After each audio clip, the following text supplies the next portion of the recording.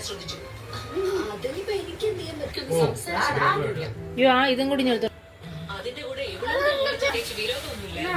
പക്ഷേ തെറ്റിക്കാൻ വേണ്ടി അമ്മയെ വരെ ഈ കഥ എഴുതുന്നവർക്ക് മനസ്സിലായി. ഇവരുടെ വിഷമം എന്താന്ന് വെച്ചാൽ സന്തോഷിച്ചെന്ന് ചിരിച്ചതും ഒക്കെ പെട്ടെന്ന് മറന്നു.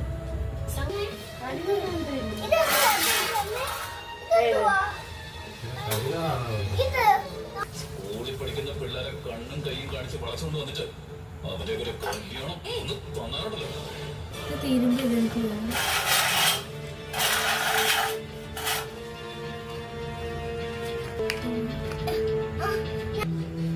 എല്ലാവരും നോക്കിയേ.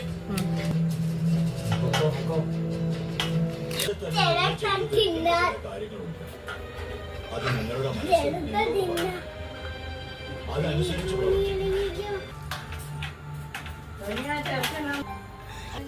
ശരിക്കും ഞങ്ങളുടെ രക്ഷ അവനിലാണ് ഡോക്ടർ. നോർമലാവുകയും വാ തുറന്ന് സംസാരിക്കുകയും ചെയ്യും. എന്താണ് ഇനി ചെയ്യേണ്ടതെന്നൊരു ക്ലാരിറ്റി ഉണ്ടാവും. ഞാനയാളെ ശ്രമിക്കണം. ചോദിക്കുമായിരിക്കും. എന്നാ പിന്നെ ഞാൻ തുടങ്ങിട്ട് വെച്ചോ. അങ്ങനെയാവട്ടെ. പ്രാർത്ഥനയ്ക്കും ധ്യാനത്തിനും ഇടയില് അച്ഛൻ ആരോഗ്യം നോക്കുന്നുണ്ടല്ലോ അല്ലേ?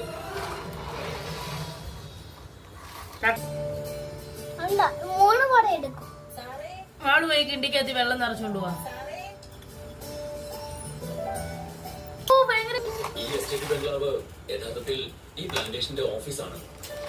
ഇത് എനിക്ക് താമസിക്കാൻ മാത്രമുള്ള സ്ഥലമായിട്ട് കാണണ്ട. നിങ്ങളിൽ ആർക്കും ഏത്